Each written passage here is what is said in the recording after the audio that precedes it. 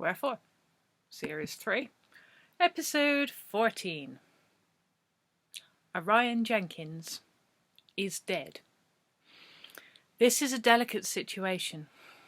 Death is such a personal, intimate, private event which of itself deserves respect. This may be a soap opera, but that doesn't make it fair or ethical to turn a person's demise into entertainment. There should be dignity for the dead. At the same time, we do need to talk about death more. We need to honour and celebrate the good deaths and be clear about what a good death means. Hanging on to life at any cost does not make for a good life. That much is clear. There is only so long you can fight death for. It probably isn't fair to Orion to turn him into an example so that we can talk about life and death and the qualities thereof. At least I can be confident that no one is especially upset by his passing. He leaves behind him no life partner and no children. There are no beloved pets who will watch mournfully for his return. There are a number of people who are worried right now about how his sudden demise will impact on their working lives.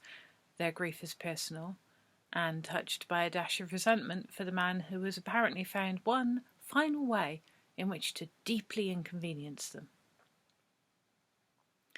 Orion is survived by his sister, Cassiopeia. Right now she is mostly feeling guilty about feeling relieved. He was exhausting. She has never enjoyed his company. The idea of never seeing him again does not make her sad. She has no regrets. Even so, she thinks that she probably ought to feel something other than this, something more noble and charitable. She can't find it in her to be upset. He was an annoying old bore, and she will never have to listen to his nonsense ever again. That said, she suspects that his will and wrapping up his business affairs will be rife with nonsense, and that she will probably be muttering curses at him for some time to come. Cassiopeia knows, because he talked about it, that her brother imagined a rather dramatic funeral for himself. He never really believed in anything, but he wanted a funeral in Gloucester Cathedral, just for the grandeur. He wanted mourners walking behind his hearse, although he wasn't sure if they should be wailing or stoically silent. Cassiopeia never asked him who these unhappy people were supposed to be. There is, of course, a risk that he has named various of his employees and cast them in the roles of the distressed and bereaved. That's very much his style, and a significant contributor to the scarcity of possible real mourners.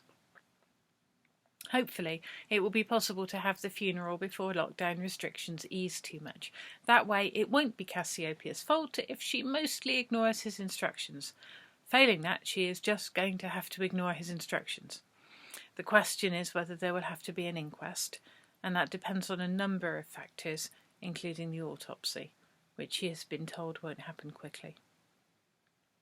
We can fairly say of Orion that he died as he had lived, largely making no sense to anyone while causing a great deal of drama. His death was probably an accident, but it might take a while to resolve things.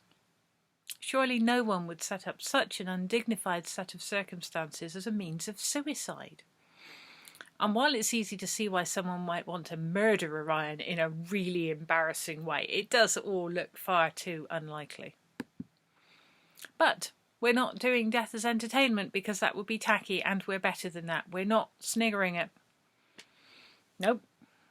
Cassiopeia is not sniggering. Your narrator is not sniggering. Thanks to my self-control, you are spared the challenge of not sniggering. Well done, us. The part of Orion that is a hill has had a curious time of it around his sudden demise. The hill part of him and the rest of it have been separated by death in a way that suggests they were maybe two separate entities occupying the same space all along. Of the annoying, self-important and endlessly tedious aspect of Orion, there is now no sign. He has gone wherever people go. As someone who did not believe in life after death, it is entirely possible he got what he expected and just stopped existing. Or he may be out there explaining himself to one of the many gods he did not believe in, or taking on the karmic burdens for the life he just lived. Out of kindness, we can only hope he doesn't get what he deserves for the amount of misery he managed to cause while alive. The hill part of Orion Jenkins is feeling lighter, cleaner, and more peaceful in itself. It knows that something important has changed, but not quite what has happened. This will not cause the occasional hill any great difficulties. It feels more properly itself and stretches comfortably into that sensation. While Orion Jenkins lived as a man, there was occasional and not infrequent shapeshifting. There are technical issues around trying to explain this because Orion kept becoming a hill. He kept turning otherwise flat stonehouse into a hill that was also somehow him. No, I have no idea how that worked. Sometimes you just have to accept the mystery. Free from the waking entity that was Orion Jenkins, the hill version of Orion just wants to be a hill.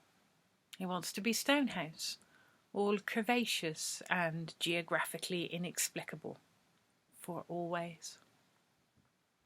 Orion Jenkins's hill is finally able to let go and melt into the landscape. Perhaps it is the absence of the giant ego of Orion Jenkins from the mix that now causes the changes. The result is a very small hill, perhaps a foot in height at its apex.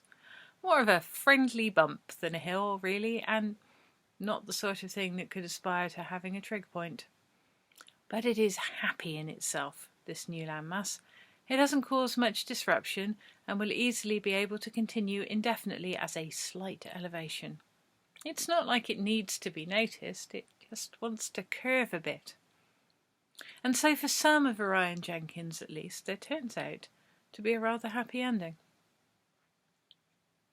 On a totally unrelated note, you may have seen the recent Stroud and Journal clickbait piece accusing local band Doomvol of causing or predicting a death. The deceased had apparently poured a heavy box full of cabbages and cauliflower down onto his own head. The blow knocked him to the floor, and he might have been no worse than concussed had he not then bitten his tongue rather badly. While attempting to get up, the deceased appears to have tripped on the fallen cabbages, spreading blood around rather liberally before managing to electrocute himself fatally with his own cattle prod. Why the deceased owned a cattle prod in the first place, no one can say. In an unfortunate quote from the local police, there was a mention of the blood-soaked brassicas looking like the scene of a massacre. And it's been all downhill from there. I mention this for educational purposes and not as a cheap laugh.